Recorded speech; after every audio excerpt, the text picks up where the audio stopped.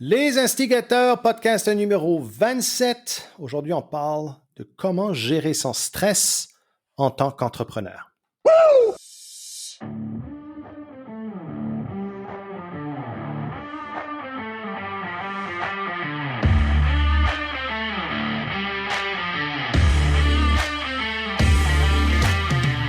Vous écoutez Les Instigateurs, le podcast de contenu explicite pour entrepreneurs francophones. On parle des meilleures pratiques d'affaires sans dentelle ni gants blancs. On laisse de côté la rectitude politique, les conventions sociales, dans le but de briser les mythes et faire de vous de meilleurs entrepreneurs. Mon nom est Mathieu Dumont, son nom est Dave Ruel. Bienvenue sur le show.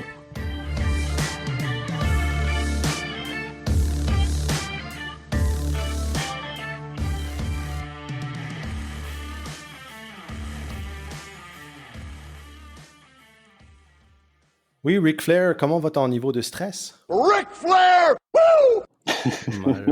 Ric a jamais de stress, man. Non, il est pas tuable, il est au-dessus de tout. Écoute, je veux pas dire, j'ai peur de jinxer, là. C'est comme, ce gars-là, j'ai peur de jinxer, puis que quand on lance cet épisode ici au public, que Ric Flair soit décédé, mais tabarnouche, il est pas tuable. Non, ça fait genre, juste dans les 2 dernières années, ça fait comme 4 fois qu'il passe proche de mourir, puis... Non, c'est ça, il est pas tuable. Je pense qu'on l'a déjà dit dans le podcast, mais cet homme-là, faites vos recherches, c'est assez rocambolesque. Parce que depuis, il a encore refailli mourir. C'est ça l'affaire. Ah, c'est-tu vrai? Oh, oui, non. Je sais pas. Pour vrai, tiens-moi au courant. Tiens-moi au courant de l'état de santé. Puis... Ben voyons, c'était quoi le dernier épisode? Là? C'est jamais très clair. Tu sais, Rick, à 72 ans, avec sa blonde de 50 quelques, puis il est tout le temps sur le high life. Mais non, ouais. Je pense pas qu'il a... C'est encore un gamin. Je pense pas qu'il a ever ralenti. Hein? Non. Il va mourir dans le ring, puis il le dit lui-même. C'est ça. Comment ça va, mon chum? Ça va bien, toi? Ça va bien. Écoute, c'est un épisode aujourd'hui, je pense, qui est timely pour beaucoup de gens. Mm-hmm. Puis je pense que c'est un épisode aussi que beaucoup d'entrepreneurs qui nous écoutent ont dû apprendre énormément ces derniers temps quant à leur capacité de gestion de stress ou comment ils abordent le stress dans un temps d'incertitude. C'est quand même pas banal. Là.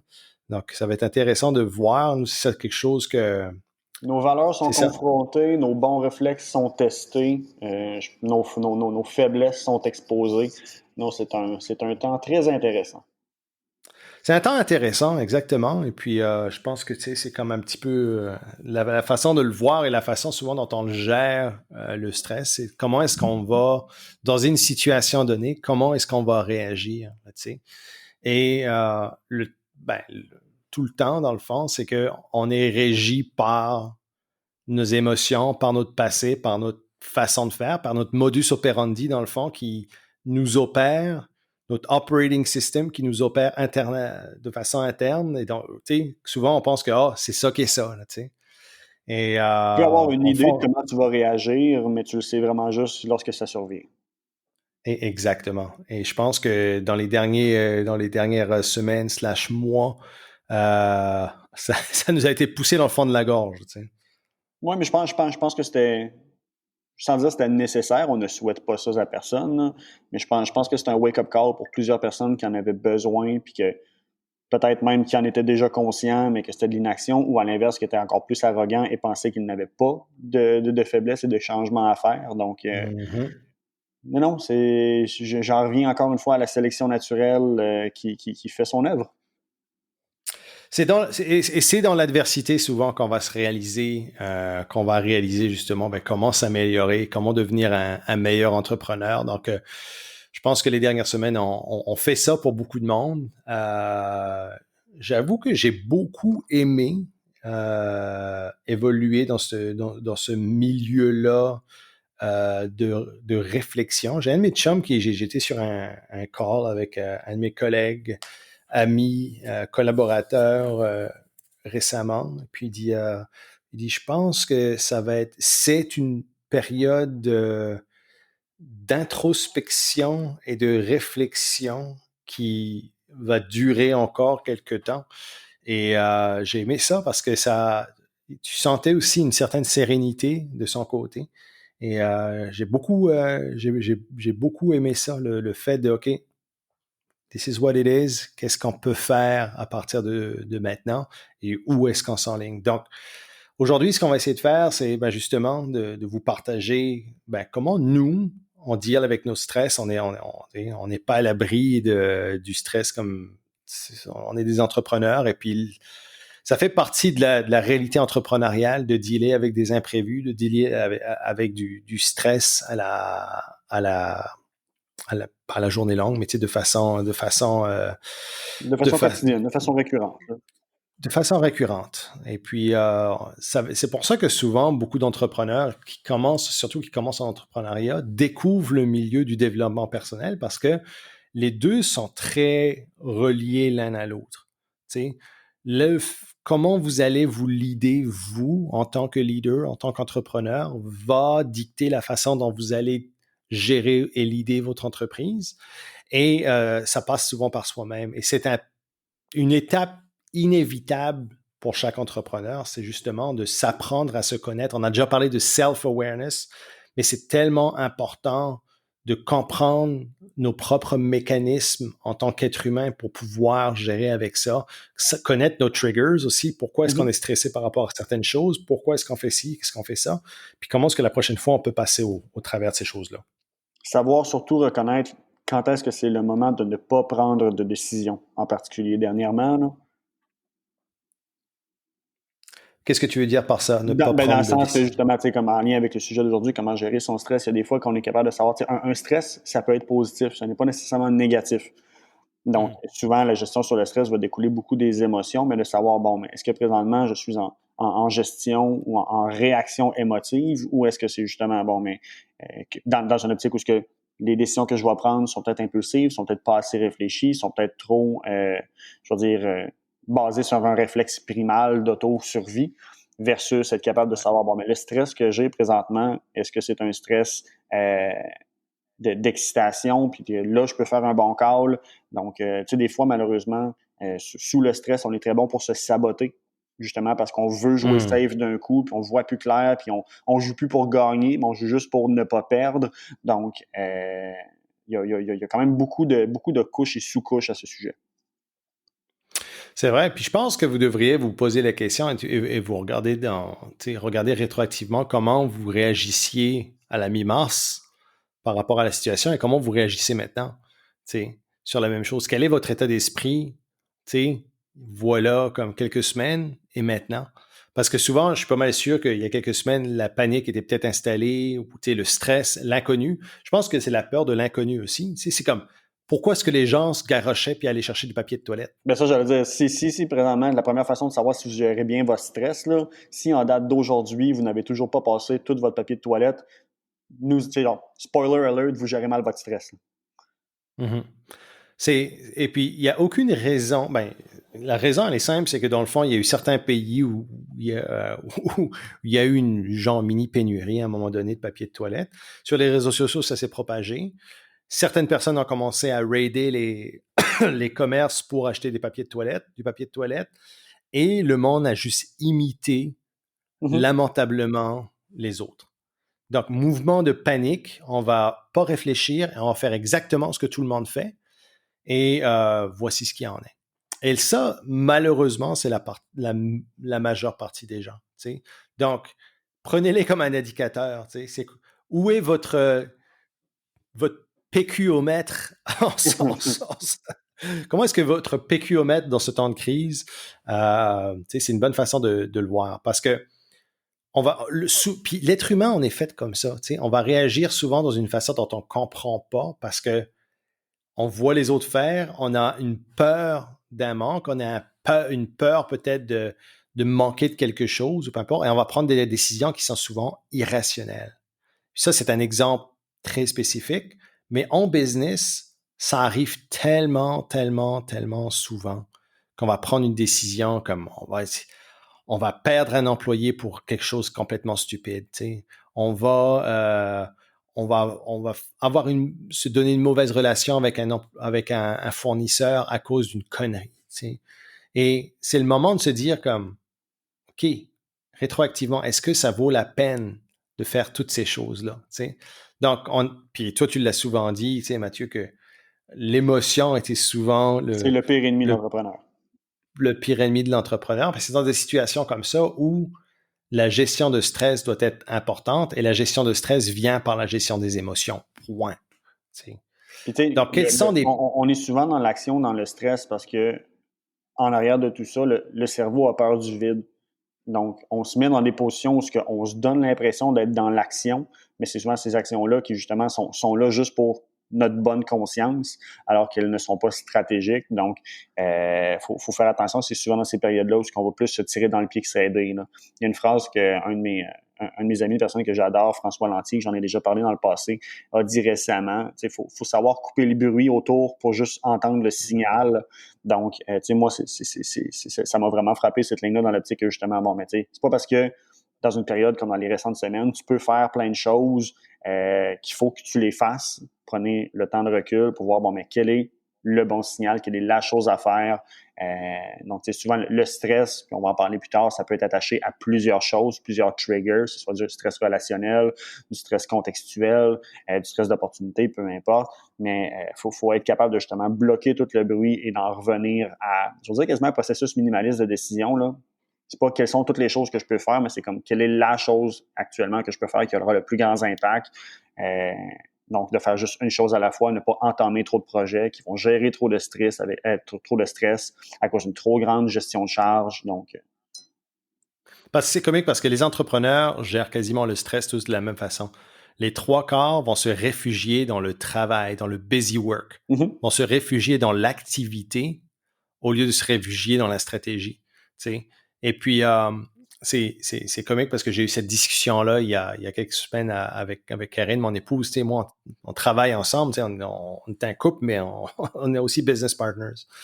Et Karine, elle a beaucoup un modus operandi comme ça, où comme dans un moment de stress, elle va dire, son modus operandi, c'est de compenser par justement être beaucoup dans l'activité. C'est-à-dire comme parce que je fais du stuff, parce que je travaille beaucoup, il y a des choses qui... Je me fais bouger moi-même, dans le fond, les choses avancent. Et c'est souvent pas le cas. Je dis, regarde, là, c'est justement un bon temps, une bonne opportunité de regarder très soigneusement à quels sont nos prochains projets, quels sont nos projets comme... Là, on va oublier peut-être les objectifs comme sur le long terme. Okay? On va regarder vraiment sur peut-être les prochains 6 mois et se dire là, basé sur le contexte actuel, quelles sont les choses que l'on peut faire? Quelles sont nos opportunités en ce moment et les choses sur lesquelles on doit mettre notre focus? Oui, parce que à vouloir tout le temps être dans le mouvement, on peut faire beaucoup du surplace, justement. Là. Si il y a une différence entre être dans l'action, être dans le mouvement, puis aller par en avant, là, de faire la bonne chose à la bonne direction. Là. Surtout dans un contexte comme celui-ci où c'est important d'aller chercher une stratégie qui est adaptée à la réalité là. Donc, je dis, écoute, ça sert absolument à rien d'essayer de dire comme, oh my God, il faut faire ci, il faut faire ça. Non, il n'y a pas de il faut faire ci, il faut faire ça. C'est que voici notre contexte. Voici ce qu'on a entre les mains, okay, que nous, en tant qu'entreprise, qu'on a. Quelle est la meilleure façon de procéder? Et comment on va procéder par rapport à ça? Et ça a été un beau shift pour elle. Et puis pour moi aussi de l'avoir comme ça, c'est que ça apportait vraiment une certaine sérénité. Ça apportait une certaine fluidité, si tu veux, au processus. Donc, de se dire que là, en faisant ça, déjà, tu as le sentiment que tu enlèves énormément de pression, énormément de... On a parlé de load management, c'est la gestion de la charge de travail, mais dans le sens de comme, OK, là, la réaction n'est plus émotionnelle, la réaction est devenue stratégique. Tout ce poids-là que je prenais à cause de mes émotions qui étaient sur mon dos, je l'ai pris, je l'ai tassé à côté. OK? Il est là. Maintenant, je prends ce que j'ai besoin. C'est sûr qu'il y a toujours du stress qui vient avec certaines choses, mais comme je dis, ça peut être un stress qui fait partie d'un processus positif. Fait que dans le fond, de savoir où est l'opportunité, aller chercher l'opportunité, travailler en fonction de l'opportunité, mais de gérer en connaissance de cause. Donc là, on n'est plus vraiment dans l'émotion ou la saveur du moment où il faut faire ça. C'est qu'on deal avec un plan spécifique qui est adapté. Donc, et on peut le regarder là, on parle de façon un peu plus globale parce que on est dans un contexte qui est quand même assez exceptionnel en ce moment, mais au niveau même de du micro-stress, c'est la même façon de procéder dans le fond. C'est de se retirer, si tu veux, de la gestion émotive. Si on sent qu'on est triggeré puis qu'on sent qu'on est comme, OK, wow, c'est de se prendre un pas en arrière, faire un pas en arrière. Prendre un pas de recul un petit peu, puis de juste un peu se distancer de la situation. T'sais, moi, un de mes outils réflexes de base, c'est lorsque justement que je sens que j'ai besoin, ben, que j'ai le goût de prendre action en période de stress, c'est que je vais toujours m'auto-valider. L'action que je vise à prendre, est-ce qu'elle a un impact? Est-ce que son impact dans le prochain mois se fait sentir? Est-ce qu'il se fait sentir encore dans 3 mois? Est-ce qu'il se fait sentir dans 12 mois?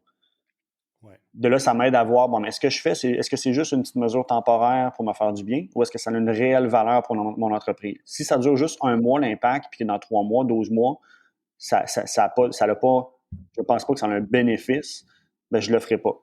C'est rendu là, j'aime mieux me concentrer sur mes idées, mes projets, sur des choses qui sont plus long terme, même si je ne vois pas de résultats concrets tout de suite. Souvent, le stress va venir de ça. C'est que des fois, on a l'impression, on fait plein de choses, mais on voit rien de concret. C'est parce qu'en même temps, si tu fais juste des choses, que tu vois du concret à court terme, tu bâtis rien.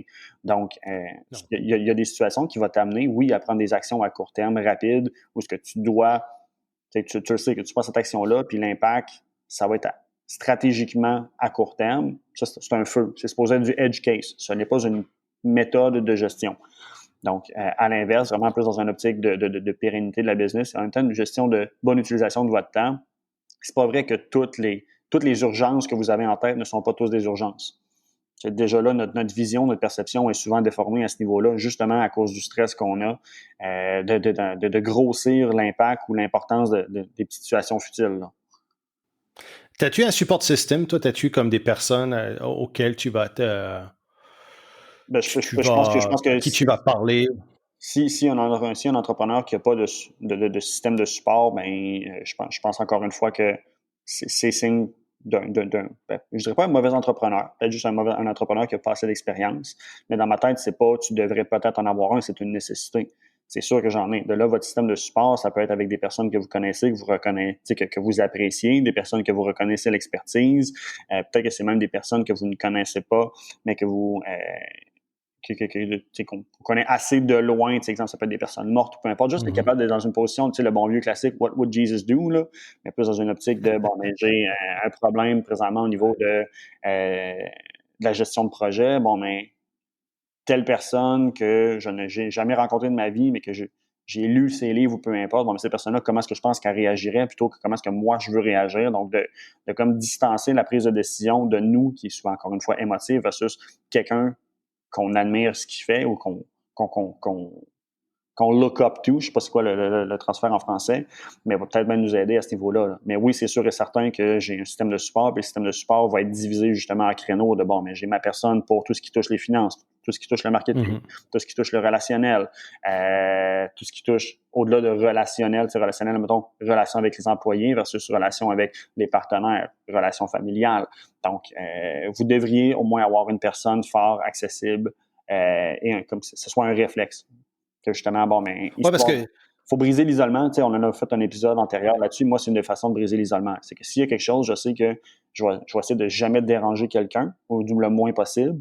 Ben, à l'inverse, je veux pas que ça devienne toxique. Je veux être quand même capable d'être dans une position où si j'ai réellement besoin, je peux demander de l'aide et je sais à qui. Fait que oui, tu sais, il y a du stress relié à la charge de travail. Tu sais, il y a du stress relié aux finances. Mais il y a du stress décisionnel qu'il faut prendre en compte. Tu l'as dit, c'est comme la prise de décision peut être extrêmement stressful. Moi, je parle toujours de ça avec Karine parce que Karine, c'est quelqu'un qui est toujours très indécise. Donc, il va toujours tourner la chose de tous les bords et chercher de la validation comme un petit peu partout. et ça lui cause énormément de stress, justement. Est-ce que je fais la bonne affaire? Est-ce que je prends la bonne décision? Tu sais, est-ce que si je fais ça, ça va pas me péter dans les mains? Tu sais? Mais de vouloir Je toutes les pense. informations, c'est un mauvais réflexe en partant parce que tu crées du bruit. Il y a plusieurs études qui ont été faites là-dessus, là, de justement comme, c'est quoi la différence entre, ben, tu dois déjà en avoir entendu parler, nécessairement, dans le fond, de l'étude qui avait été faite sur les paris de chevaux. Ça dit quelque chose? Non, je ne le connais pas, cette étude-là. C'est comme une étude qui a été faite en 1960, je ne me trompe pas. Là, ils ont pris, mettons, 10 parieurs professionnels sur des courses à chevaux, puis ils ont donné tout le temps les mêmes nombres d'informations pour voir le niveau de confiance versus les résultats que ça donnait. Donc, de dire, on fait une première ronde, c'est tout le temps les mêmes 10 chevaux, puis on vous donne, exemple, 5 informations. Ils font une course, faites vos prédictions. Donc, de là, de dire ta gestion de décision versus ton niveau de confiance face aux résultats, c'est quoi le ratio? Donc, 5 informations, 10 informations, 20 informations, 40 informations sur chacun des chevaux et coureurs. Ce qu'on s'est rendu compte, c'est que plus que tu as d'informations, plus que tu es confiant dans ta décision, mais le ratio de résultats ne change pas.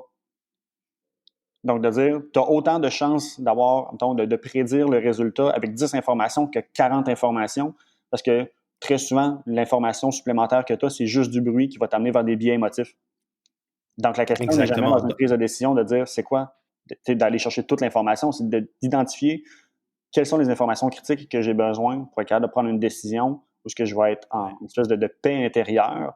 Puis la réalité, dans une prise de décision en affaires, là, oui, on a l'impression qu'on prend la décision par laquelle on a le plus de chances d'arriver à notre résultat qu'on pense, mais en réalité, moi, je vois ça beaucoup plus comme le marketing. C'est pas de savoir quoi faire, c'est savoir quoi ne pas faire et se distancer le plus des choses à ne pas faire. Le reste, tout est un gamble dans la vie.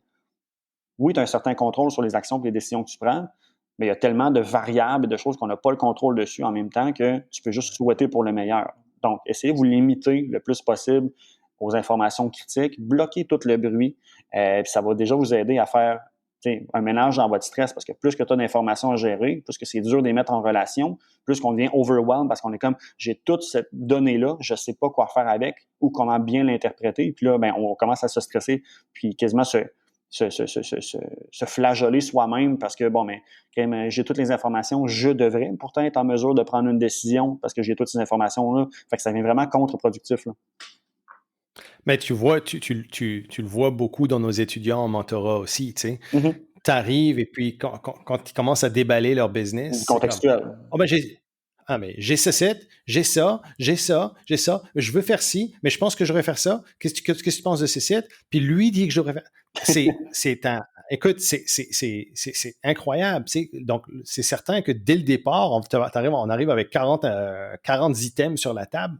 On va en clairer 30. Là, tu sais. Donc, exactement comme tu as dit, c'est de comme, oui, c'est certain que nous, on peut le faire, on peut vous aider, on peut vous montrer comment le faire, mais après, ça va être à vous d'avoir ce réflexe-là, cette façon de faire-là, justement, pour améliorer votre prise de décision, rentrer dans une action saine, pas juste dans du busy work, mais dans une action qui a du sens et avec laquelle vous êtes à l'aise, vous êtes en paix.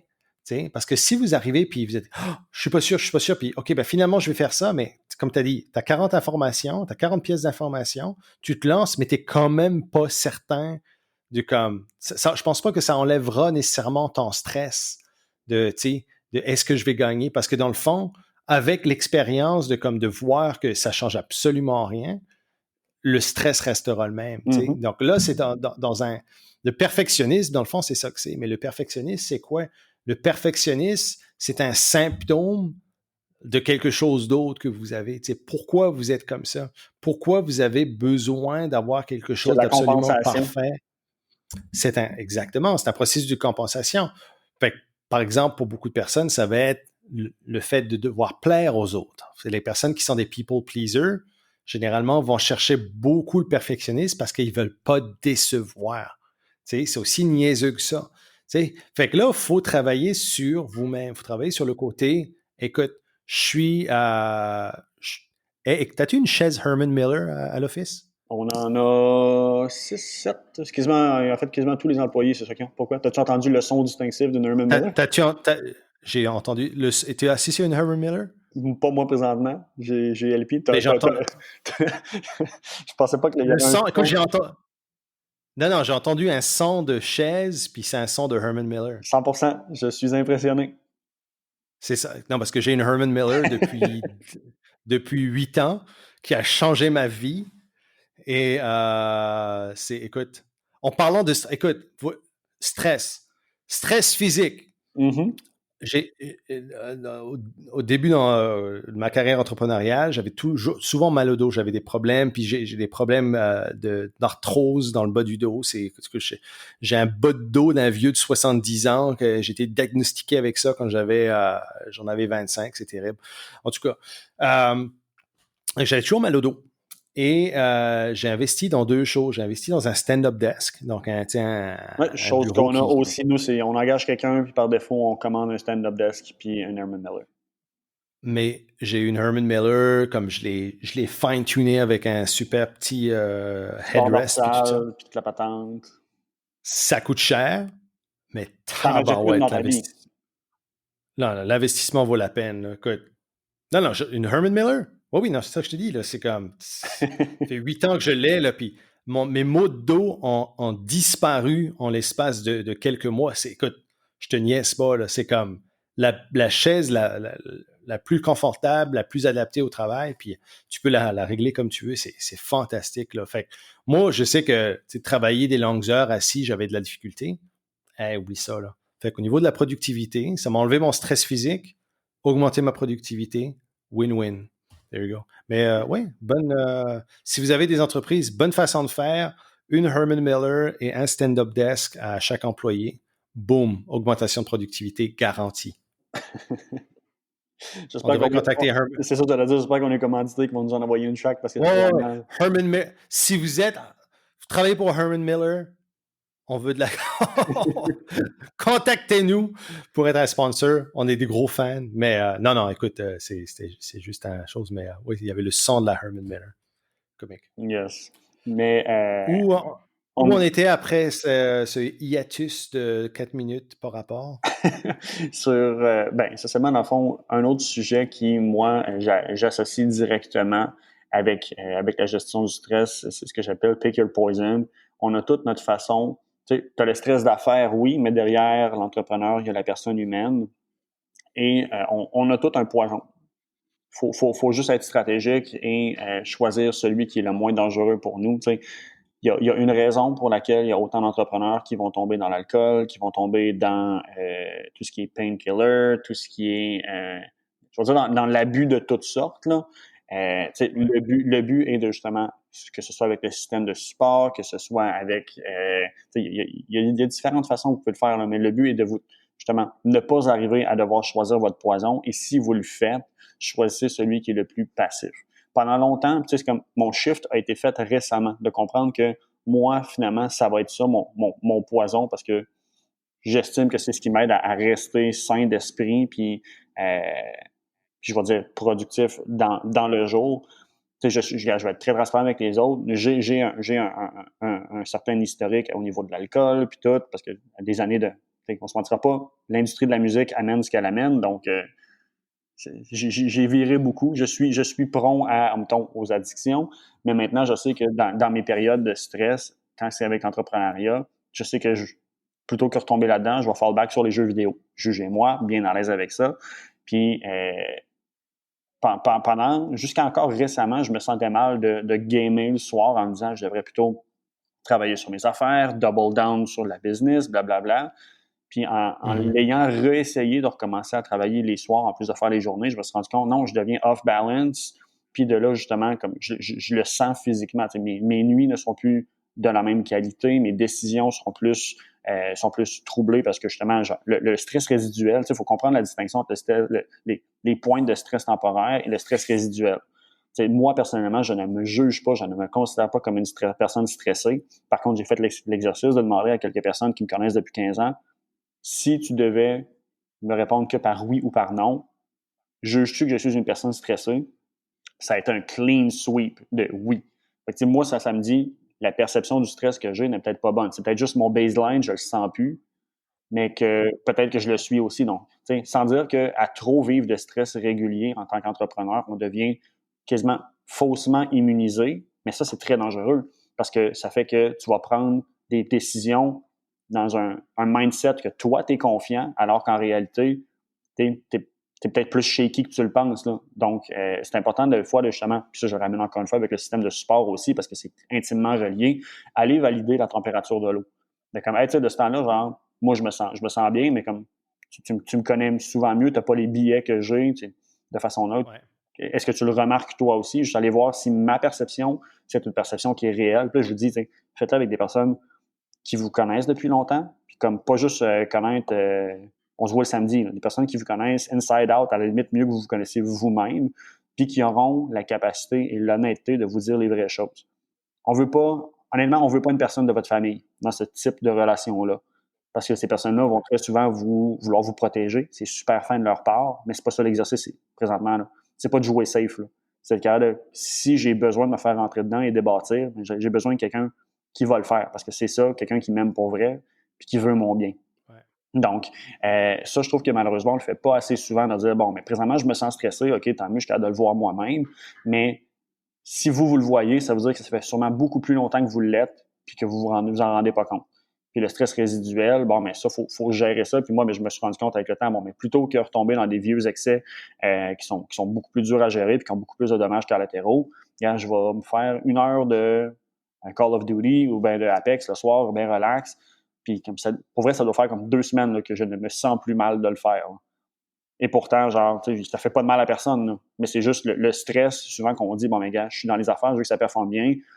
Le hustle life, là, qu'on a déjà parlé, que je n'adhère pas. Ouais. Mais faut être capable, le self-care embarque là-dedans, justement. C'est quoi votre self-care qui vous permet de check-out, de juste comme, plutôt qu'être tout le temps à 80%, ben, de redescendre pendant 1 heure ou 2 à 40%, juste pour que votre corps comme, se relâche physiquement, là.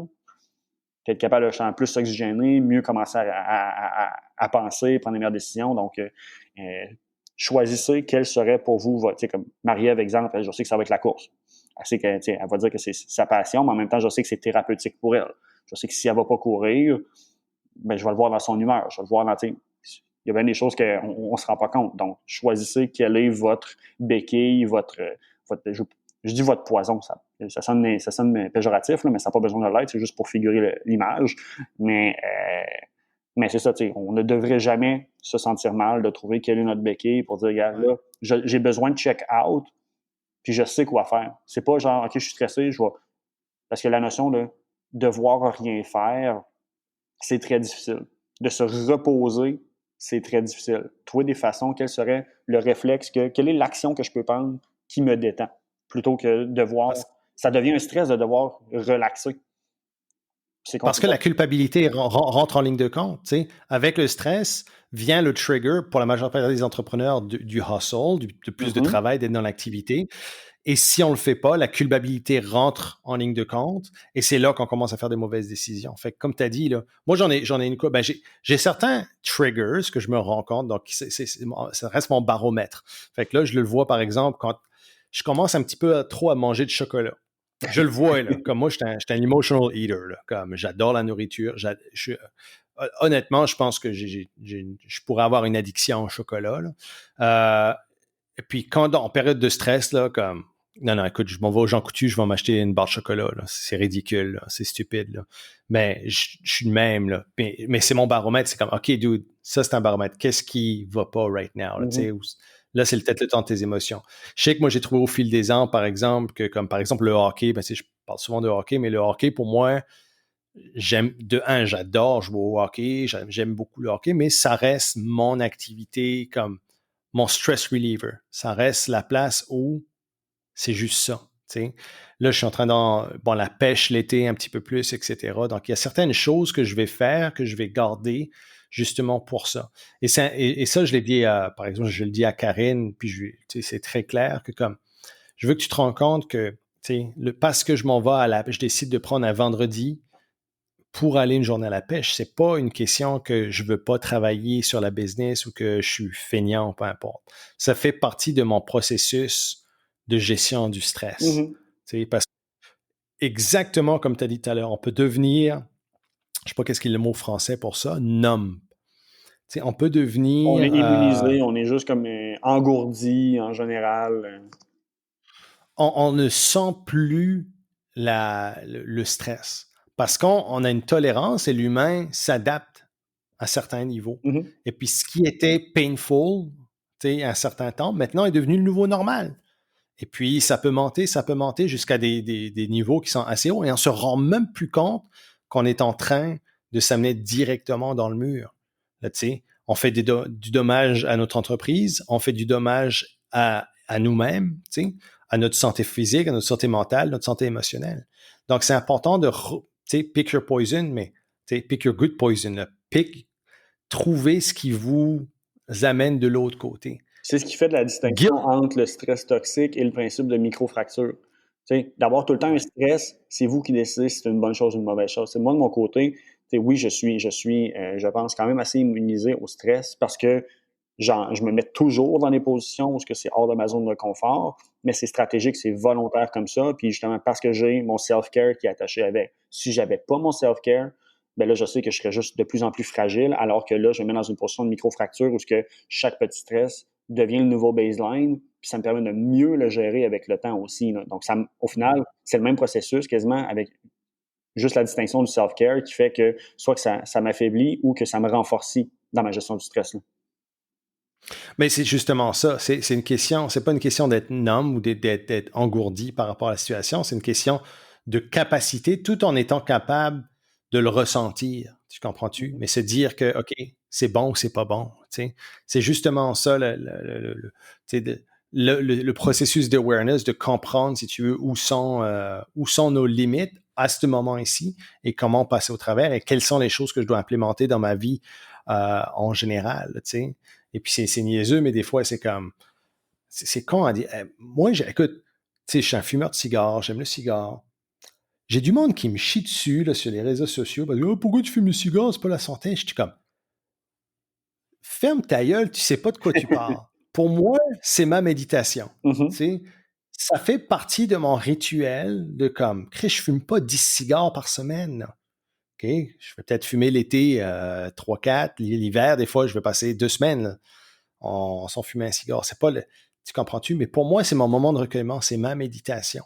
Ça m'amène quelque chose tellement plus bénéfique que le petit souci de santé que possiblement le fait de fumer un cigare de façon c'est pas comme si tu avais un lifestyle sédentaire, que tu bougeais pas. Tu compenses au niveau de l'activité physique aussi. Chris. Fait que, Tout, man, écoute. Fait qu'en tout cas, puis ça me drive, c'est que le bénéfice, il n'est pas juste. Il y a pas, c'est pas, oh, je vais manger du brocoli parce que c'est bon pour telle affaire. Je vais boire telle chose, de l'acai berry parce que c'est bon pour telle chose. C'est quelque chose qui vient à travers un protocole. Puis faites-vous aussi certains petits rituels qui viennent avec ça. T'sais. Je sais que pour moi, il y a certains petits rituels qui viennent avec ça, avec lesquels qui sont mon habitude, qui me font feeler, qui m'enlèvent le stress. Puis je sais qu'une fois avec ça, ça fait une cassure dans peut-être le pattern dans lequel je suis en ce moment. Mm-hmm. Fait que, écoute, ne jugez pas non plus les autres par rapport à leurs habitudes ou peu importe. T'sais. Il y a une façon de dealer avec certaines choses. C'est certain que si c'est destructeur, comme tu dis, alors moi, mon poison, c'est l'alcool, puis je vais boire une 12 de Bud Light à chaque fois que je suis stressé parce que ça m'enlève mon stress. Non, c'est peut-être pas la bonne façon de le faire. Tu comprends? Non, mais il faut que ça reste dans une optique productif. Là. C'est une béquille, c'est pas un boulet. Là. Exactement. Donc, il faut comprendre ces choses-là puis les adapter à vous pareil. Ça pourrait être un long sujet. Oui, ça pourrait être un très long sujet. Mais essentiellement, dans le fond, identifier quels sont vos triggers. Donc, quelles sont les choses, les situations, les déclencheurs de vos plus grands stress. C'est sûr qu'il y en a toujours des mini-triggers puis que ça change à toutes les journées, là, mais règle générale, vous devriez être capable d'identifier des grandes lignes, identifier quel est votre système de support, identifier quel est votre béquille, votre poison. Aussi, tu sais, on finira avec ça. Le stress en affaires découle très souvent, on en a fait un petit clin d'œil, à la charge de travail. Moi, là, ce que je remarque de mes clients et de mes partenaires, le stress découle souvent de justement une mauvaise gestion des priorités. On entame trop de choses, puis on vient dans une position où on est overwhelmed. Parce que le fait d'avoir la gestion de projets multiples, déjà là, est un générateur de stress, mais l'inaction aussi sur des projets, sur des dossiers ouverts, devient un facteur de stress. Parce qu'on se met une pression de comme ça fait longtemps, puis ça traîne, puis ça traîne. Puis c'est une charge mentale qui est inutile. Essayez toujours de, si vous entamez quelque chose, on le close, on passe à autre chose pour avoir un mindset, dans le fond, une espèce de clarté d'esprit qui se renouvelle régulièrement pour ne pas traîner de stress résiduel et de bois mort mental. Là. Mais toi, tu es très familier aussi avec la méthodologie qu'on utilise. Nous, on utilise la méthodologie l'analogie des buckets, dans le fond, pour ce qu'on appelle le load management, donc la gestion de charge de travail. Et souvent, on va surévaluer la charge qu'on peut soulever. Combien de fois c'est comme le bench press. Tu parles à n'importe quelle personne. Tu dis, oh ouais, moi je peux lever 225 livres, pas de problème. Tu les mets sur un bench press à 225 livres, puis il reste coincé sous la barre. T'sais. Fait ce que l'humain pense qu'il peut faire et ce qu'il fait réellement, il y a une différence. C'est la même chose avec le travail. Quelle charge de travail vous pouvez de façon continuelle que vous pouvez avec laquelle vous pouvez marcher sur le long terme, que vous pouvez prendre et que vous pouvez transporter sur le long terme. Et souvent, c'est beaucoup moins qu'on pense. Donc, et je le vois à chaque fois, moi, avec des personnes que je vais suivre ou que je vais mentorer ou coacher ou dans des masterminds, c'est que ils vont prendre une load de travail souvent qui est optimale, le plus qu'ils peuvent. T'sais. Et tu vas les revoir peut-être 3 mois plus tard, tu vois ce qui a été fait, puis finalement, j'ai pas fait ça. OK, pourquoi? Parce que tu en as trop pris. Peut-être qu'on va enlever la charge et on va rebâtir à partir de tout ça. Donc, au lieu de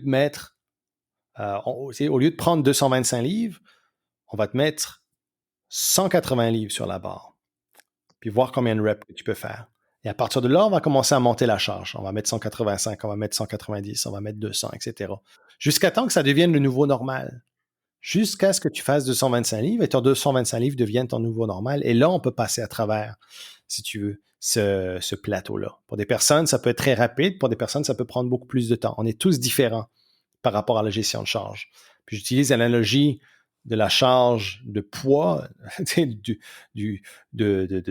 barbell, on va dire, à l'analogie du travail, parce que c'est la même chose. On est tous faits différemment. On a tous une façon de gérer le stress et la gestion, la charge de travail différemment. Et il faut savoir où on en est à tel moment, basé sur certaines choses, et puis, regarde, ajuster par rapport à la charge. Il n'y a rien de mal là-dedans. Non, absolument pas. Là. Puis, tu sais, en même temps, c'est pas d'être capable de dire que tu fais une chose, mettons, si on reste dans ton analogie de la barbell, même si c'est capable de lever 2,25, le lèves-tu avec la bonne forme, tu sais, il y a beaucoup de sous-couches en arrière de ça. C'est pas parce qu'on est capable de sortir. On a sorti tout ce qu'on voulait sortir en 3 mois. Le sortir, c'est une chose. Est-ce que ça a été bien fait? C'en est une autre aussi. Donc, moi, de mon côté, souvent, ce que je vais dire, c'est gardez-vous 20%. Ne jamais remplir votre horaire au complet. Parce que justement, il y a toujours des imprévus, du réactif. Quand on va faire de la planif, admettons, avec mes clients, on va prévoir à 4 jours semaine pour que la dernière journée, ce soit des plages à l'urgence. Même pour des entreprises de services, là, c'est là que tu rends tes clients des primes à l'urgence ou tu travailles sur ta business. Parce que sinon, si tu es toujours 5 jours semaine sur des projets, des mandats, ta business, elle ne croît pas. Tu fais juste travailler tout le temps dans ta business. Donc, c'est important de faire sa planification plus stratégique pour se garder un buffer de justement, si une journée, ça va moins bien, tu as besoin de prendre l'après-midi, tu peux, puis ça ne fait pas hors rail toute ta planification. Là. Donc, je pense que c'est une saine gestion de son temps et de sa charge de travail. C'est certain qu'on pourra parler de load management beaucoup plus en détail dans un prochain épisode. C'est toujours un bon sujet et on a beaucoup la même vision là-dessus. Mais c'est un gros stressor, c'est un gros générateur de stress sur lequel il faut faire attention. Mais encore une fois, tout revient à vous. Prenez soin de vous. It starts with you. Là. Et si vous ne prenez pas soin de vous d'abord, votre entreprise va souffrir. Et visez vraiment le long terme, ne visez pas le court terme. Donc, prenez soin de vous, apprenez à vous comprendre, apprenez quels sont vos triggers et apprenez aussi comme qu'est-ce qui est votre poison. Tu sais. Systématiser votre jeu vidéo, surtout.